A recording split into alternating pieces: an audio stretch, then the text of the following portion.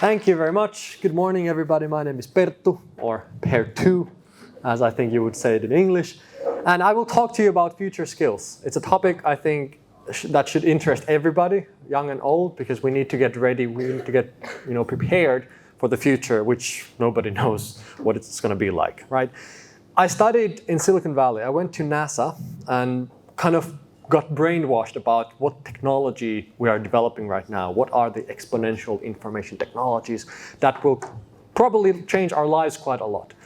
And I asked a futurist, a very kind of famous inventor, Ray Kurzweil, what would you go to study if you were my age? I was 21, a couple of years older than you, and I was not quite sure of what I want for my life. So I asked, what would be wise right now? Like what field, what study? And because he's a futurist, I was expecting him to say something like, synthetic biology, quantum computing, or blockchain, right? But he didn't say these things. Instead, he said that you need to think of what can you do that machines cannot do in the future. So what are the skills that technology, algorithms, AI is not very good at? So in other words, what you should go to study, philosophy or fine arts. Because those develop the kind of thinking that is very difficult for a machine. And I think it was kind of refreshing. He said that there's no use, maybe he wanted to provoke me a bit, but he said there's no use to study coding right now, for example. Many people say everybody should know how to code, but if you think a bit beyond, a couple of decades to the future, machines can write their own code. ChatGPT can do that to some extent already. So the skill doesn't last forever. Somebody could say, well, what about Mandarin Chinese? So many people speak the language. Wouldn't it be good to know how to speak it? Now, again, we can translate languages simultaneously to our ear pods. Quite good already, but even better in the future. So the skill doesn't last forever again. So he said, develop those capabilities, those kind of skills that help you until you die. And thinking skills.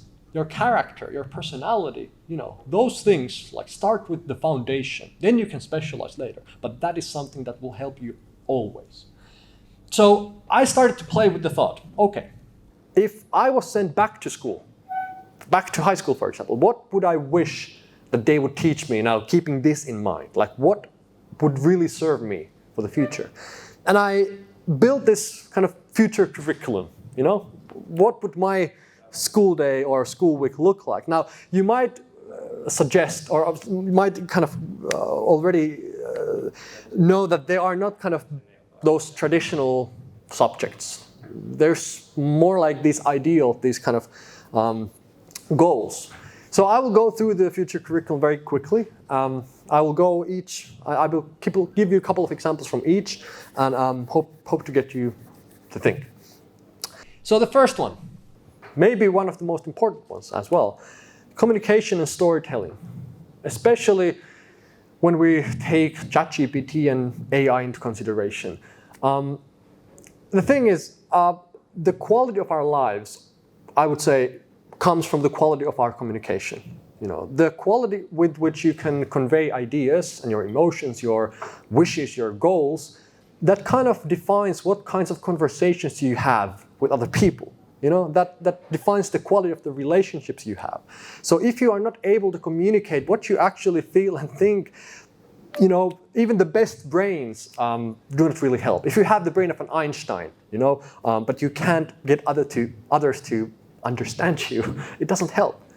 And maybe in the past, in Finland, we haven't kind of considered ourselves to be very good with small talk or storytelling or selling or these type of things. Maybe I think it's not valid anymore. But even if it was, we really need to pay attention to this. Let's say everybody gave 2 TED Talks every year throughout the whole school path.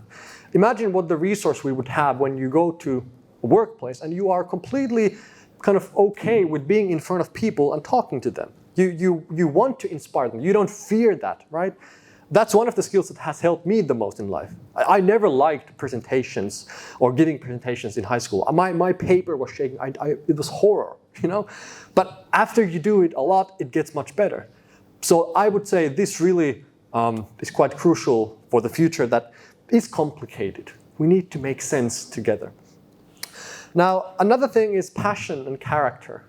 This is something that, a machine doesn't have, obviously. So this can help you. You can develop this and benefit from it, Let's say an AI or a machine, an algorithm, they can create very kind of good poems, symphonies, compositions, essays, articles. They can create very good kind of end products, But what they lack is a motivation. They can't tell me why they did that. So even though a poem is very good and it's written by a machine, equally good as if I would do the same thing, only I can tell that I wrote this poem about my childhood.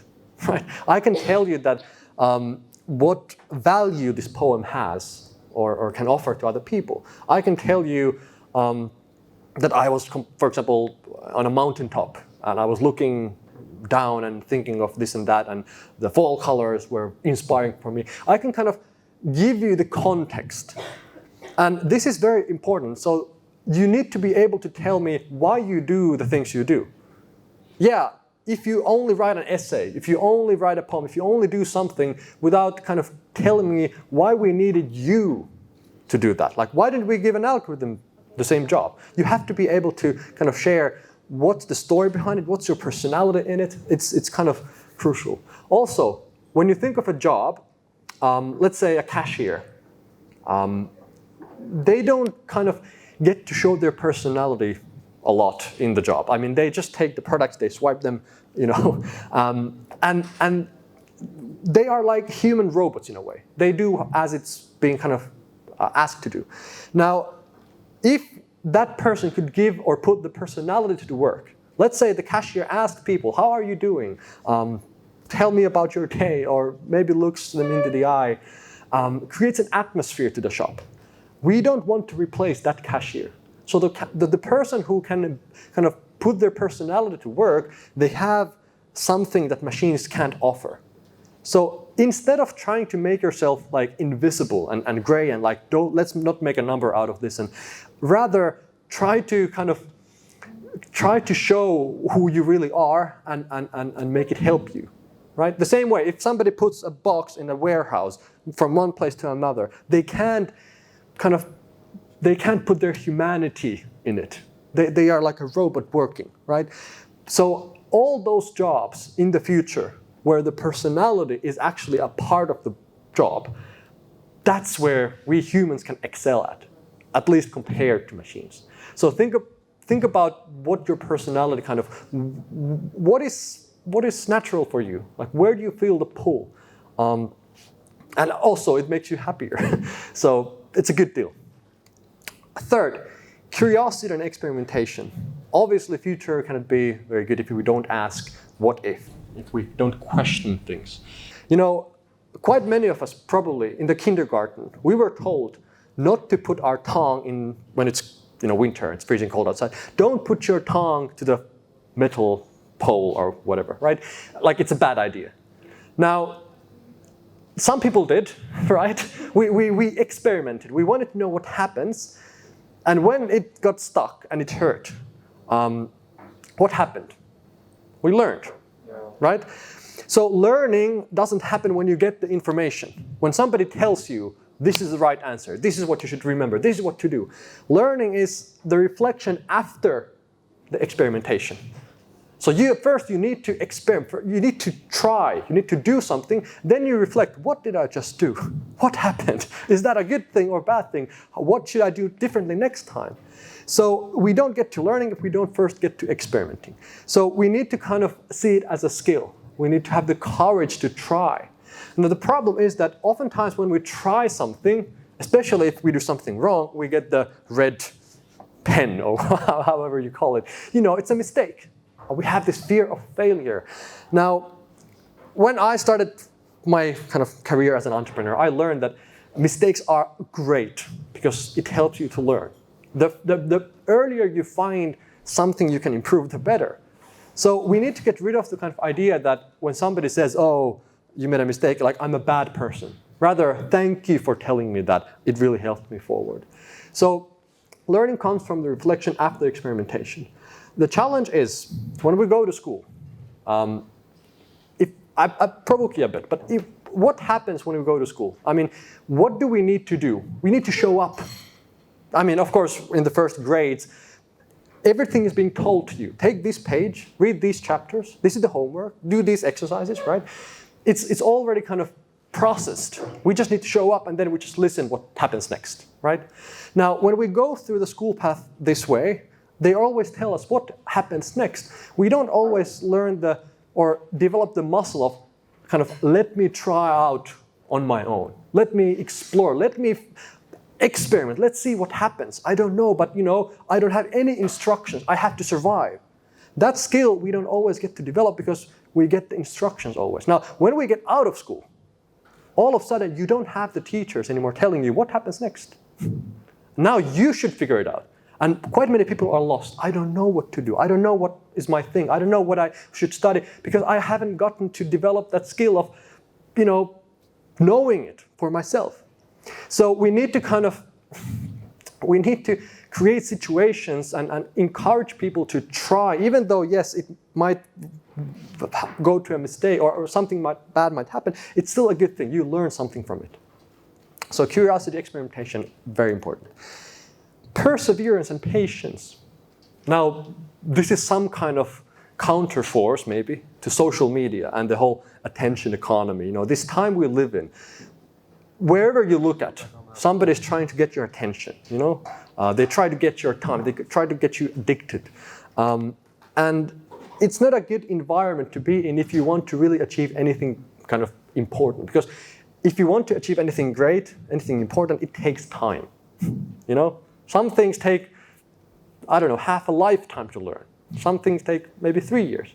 But when we are kind of serve these instant gratification and quick fixes and learn this in 2 weeks and get this result in 2 days, and it doesn't help us to be perseverant. There's always a different option, a better option. Oh, when I don't like this, I'm going to do something else, right? We need to develop grit. We need to develop this kind of resistance in a way, so that we don't always go to the kind of. I think we all are kind of addicted to social media and our phones because it's just a lot of fun, pleasure, entertainment. We need to learn to put it away and be fine without it, and I think that's one of the biggest problems of our time. Anyway, also I would maybe throw the ball to, also. Parents, educators, older people, many times we say that, when we have a problem in society, for example, we throw the kind of ball to like education and schools. Like we should say, or people say that they should teach this at school or they should do this and that. We need to understand that parents and kind of, it's a lot to ask if we say somebody should be able to come up or cope with uncertainty. Quite few people are good at that, right? If we say you should be able to leave social media, very few people are good at that. Or something like this. We have to show the example first before we can kind of ask other people to do that. We need to help each other in this way. Okay, technology and the future. It's a skill because I think we should know the basics of new technologies, just so that we can kind of understand what might be expected from, let's say, nanotechnology or robotics or AI or synthetic biology, virtual reality, artificial intelligence, and so on. The problem is that quite few of us have ever gotten very kind of close, like our hands dirty with technology. Like very few people can even explain in a basic terms, how does internet work, right? Like we are all completely dependent on it, but just when you send a message, what happens, right? The thing is we haven't seen like microchips, we haven't seen transistors, we don't understand how these networks are built, and because we don't understand the basics, it's all like magic to us. We don't have a kind of connection. It just happens somehow, but we don't really understand, the details. And because of this, we distance ourselves. Now, what happens is that we kind of think that it's not our thing. Like, we don't have to care, we don't have to know. It's, let those people do that. It's not my thing. We can't let that happen. It's all of our responsibility to know the basics. Otherwise, we give a lot of power to other people to kind of build a life for us, like design the products and tools for us. Now, if your bike breaks, falls apart, what happens? Like, what do? You put the chain back, and then you continue your way. So you don't think that bikes are magical or mystical or something out of this world, right? Because you understand how a bike functions. You don't create a relationship that is kind of, weird. So the things that you understand, it's normal, it's neutral to you. So in the same way, let's say my laptop breaks, and what happens? I give the laptop to somebody else to fix, right? Maybe I buy a new one. And because I don't kind of get to see what's inside, I don't really understand how it works. So we need to kind of have the basic knowledge. Also, who has been developing technology for the last 20, 30 years? Like, mainly, who have been overrepresented as engineers, as coders, and so on? The demographic is young men, basically people like me, but they've been like, there's so many of them that it's a problem because we don't have diversity enough, Because what happens when you design or build technology, you build something that kind of fits your worldview, and that kind of is something you would maybe want to use, or something that you have a need for, right? Now, why do we have like Tinder and Volt and these it's young men's needs that kind of get represented in what technology we build. Now, if I gave a smartphone to a 80-year-old, they might say, I don't get it, I don't understand it, this is difficult. And because it's difficult, they say, technology just creates problems. It's very, I hate it, right? Now, they might accuse technology. Like, I don't want this into my life, it's bad, it's very frustrating. It's not technology's fault. It's the fact that we didn't have any 80-year-olds in the developing team, so that the engineers, the designers would have been able to understand how an 80-year-old approaches a smartphone. They have a very different type of use. They understand differently. So if we had more diversity, more different types of people developing the technology, it would serve everybody. But now it serves kind of narrow group of people.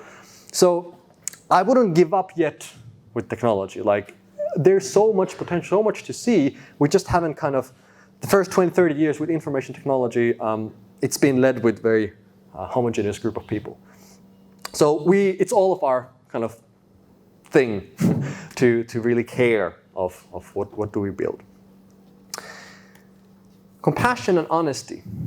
Now, this is again some kind of counterforce maybe to social media. I think we've all kind of learned or noticed that the kind of filters and the perfect way of life on social media, it's not real. It doesn't work anymore. Like, we want something authentic, something real, something that we can trust. And in this kind of environment, I think honesty has become a skill. Showing the real side of you, the real way of living, and I think it creates connection. And when somebody else does that, we should learn how to be compassionate towards that. But somehow we try too much. We try to manage our kind of personal brand. We try to appear in a certain way. It doesn't really work, I think. I was called by I don't know, what do you call the people who call you on a phone and try to sell you something? He tried to sell me a data plan.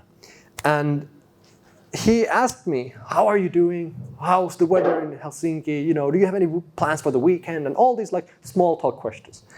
And I answered all of his questions, but I was kind of a bit irritated at the same time, because I knew he's selling me something. He doesn't really care if I have weekend plans or how I'm doing.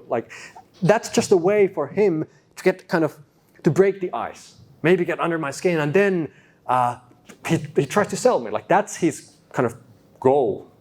He doesn't care about me really. And when I noticed this, this is a game. This is theater. There's nothing real in this interaction. It kind of pushed me away because I got irritated. I felt like this is nonsense. This is like waste of time.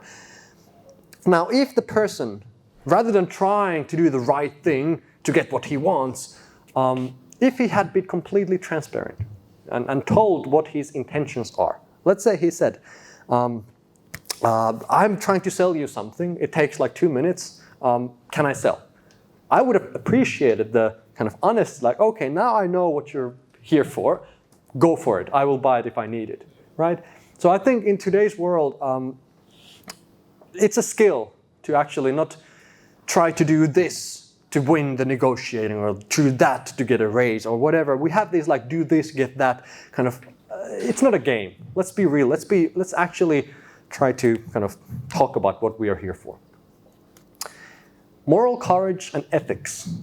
You might think, well, yes, important to include, but there are freakingly big and challenging dilemmas we need to solve. And types of problems we've never had to face before because the technologies didn't exist yet.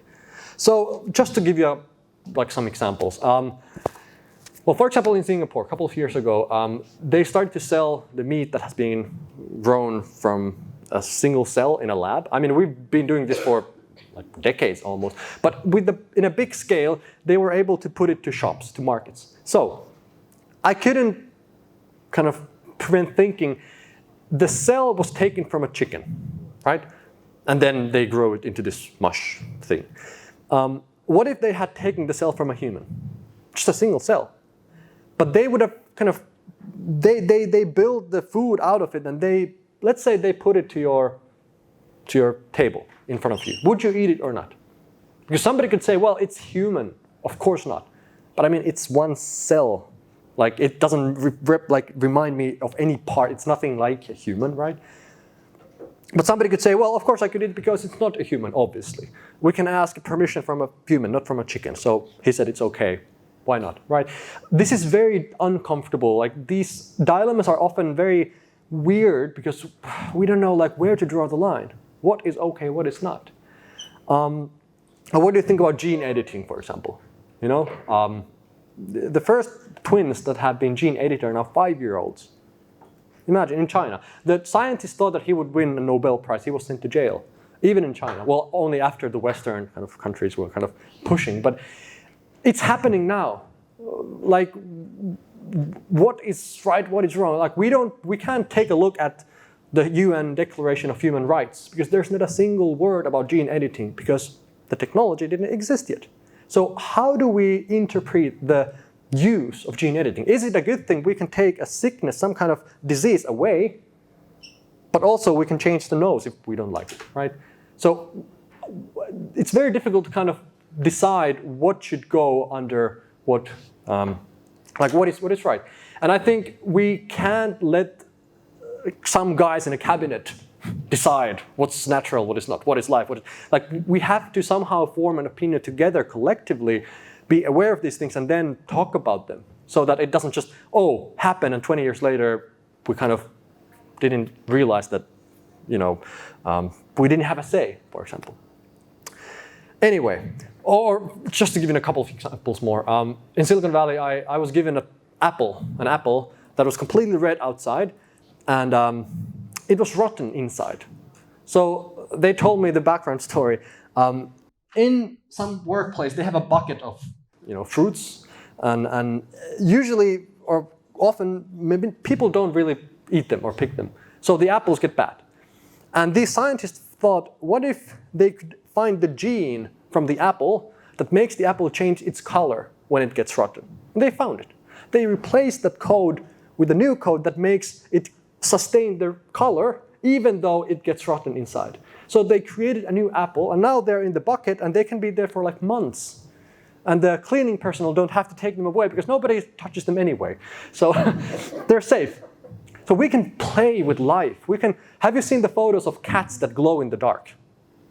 So they took the gene from this like bug, that shine in the dark. They put it to a cat and now the cat has a shiny fur. It's funny, but it's like, wait a minute. In South Africa, they had a dog that has a very good scent. It's helped the police a lot. So the police thought, well, when the dog dies, we will lose this resource. I mean, it helps us to find lost people in the forest. It smells the drugs. It's a wonderful companion. So they cloned the dog. So did we do the right thing? Because now it can help humans potentially, or did we? What if another police wants to also clone the dog? Do we just create a new breed of? These are difficult questions. That's what I'm trying to say. We need moral courage to talk about them, to kind of, I don't know, so just so that it doesn't happen without us noticing, right? Let's make sure that that's not the case. Okay, critical thinking and interpretation. Now, and maybe media literacy as well. It's a very different information environment we're living in than what we've ever had before. When I was a kid, if I just think who was teaching, who was raising me, who gave me influence? Of course, my parents mainly, but also my teachers, my neighbors, my relatives, maybe coaches, all those people that had some kind of responsibility over me in different situations. Now, if I ask today, who is raising our kids? Who is giving them ideas and influence and values? Exactly. All these idols, influencers, these people on social media, and it's fine. Okay, you can get new ideas. That can be a good thing, especially if you live in remote areas. You might find people who are similar and so on. Wonderful. But let's be honest, it happens in social media. And what is social media actually?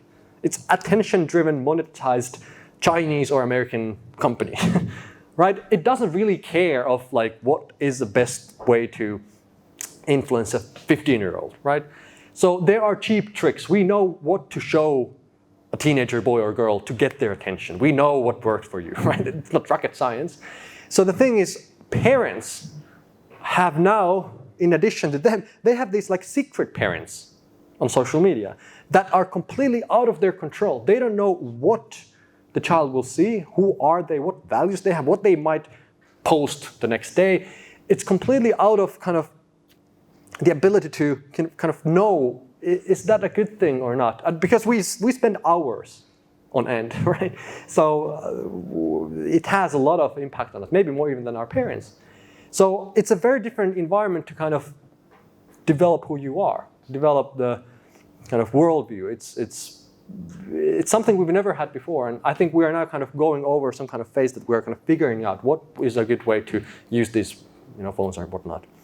But it requires a lot of critical thinking. We really have to be aware, why am I seeing what I'm seeing? Why is this social media app built the way it is? Why is that icon? Why is that color? Why is that font? Why, all the kind of environment, why does it push me into certain directions? Why do I think the way I think? So it's very, very, very important. I will go the last four a bit quicker because I need to catch up a bit with time.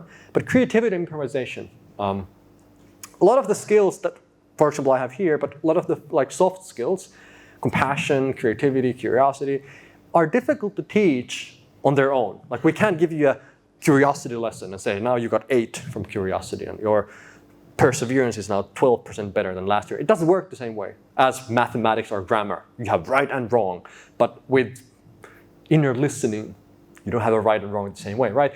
So it's difficult to teach them, and it's difficult to measure them, at least with traditional methods and tests.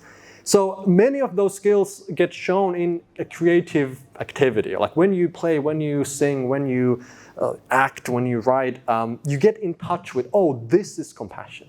This is what curiosity feels like. Oh, you kind of get to develop those things through action, creative action. So that's why we need it. Of course, we need them by their just because they are important. I think creative activity touches parts of ourselves that don't get touched in any other way. So if we don't get to actually express and do something that we created, those sides of us might never be kind of found. Also improvisation. When you don't have instruction, but you just have to survive, you get thrown on a stage, do something. You have to be able to, get over difficult situations. There are no instructions for the future. You have to improvise. You just have to figure it out.